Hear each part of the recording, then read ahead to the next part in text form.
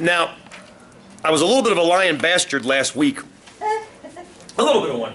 I promised you guys a GPA quiz. Quiz on calculating your GPAs, and that's one of the ones I did not get to last week, but I will get to one this week for next week for you guys. I'll make one on Wednesday. The idea of a GPA versus this versus any kind of average that you're going to take is one of what's called weight.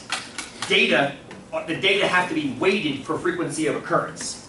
So for example, if you look at this data, 0 through 10, that's your data. I mean, if you flip a coin 10 times, on average, or excuse me, you're going to get between 0 and 10 heads, inclusive.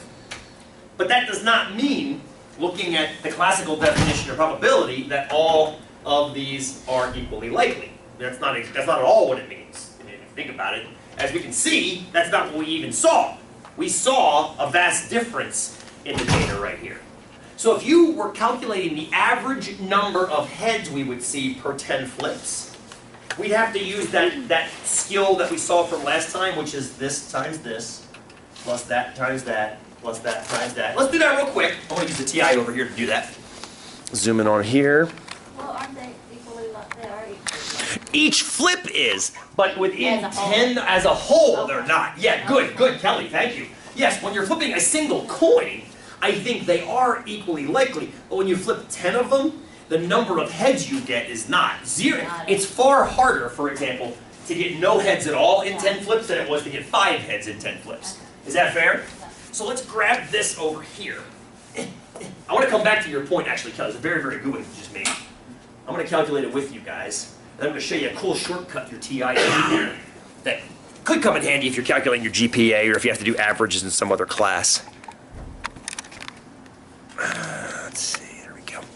So, to calculate this bad boy the way we did it last week, we do, again, forget the zeros.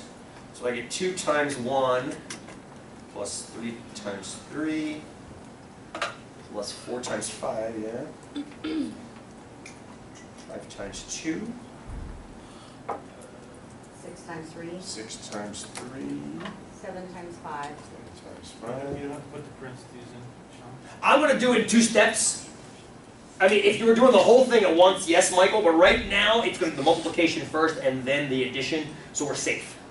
If I was going to do the entire thing, I'll get back to that in a second. 7 times 5 plus 8 times... I'm off by 1, actually. That should be 7 times 3, shouldn't it? Hang on a second. 0, 0, 1, 0, 2, 1, 3, 3, 4, 5, 5, 2, 6, 3, 7, 5... Oh, that's... 8, 9, 10, 11. I'm an idiot. I'm an idiot. I thought that was an 8. It's 2 zeros. Yeah, you got 11. You got 11 instead of 10 now. Well, if that was... Pretty solid. Yep. 7 times, so I'm done. That's 7 times 5. Yeah. There we go. Sorry about that, guys. Boom! Now, what that is that's how many heads we saw as a class. Yes? That's how many heads we saw as a class. We saw 94 total heads. Now, what I'm going to do is I'm going to add up that F column real quick. 1, 3 is 4, plus 5 is 9, 11, 14, 19 of us all together, yes? So that means we have 190 flips of the coin, correct? So that 94, I'm going to divide by 190 flips of the coin, which means our chance of heads was actually about 49%, which is damn close to what it should be at 50%.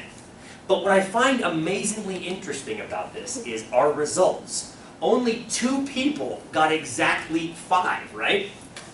Only 2 people got exactly 5. Now, isn't that funny?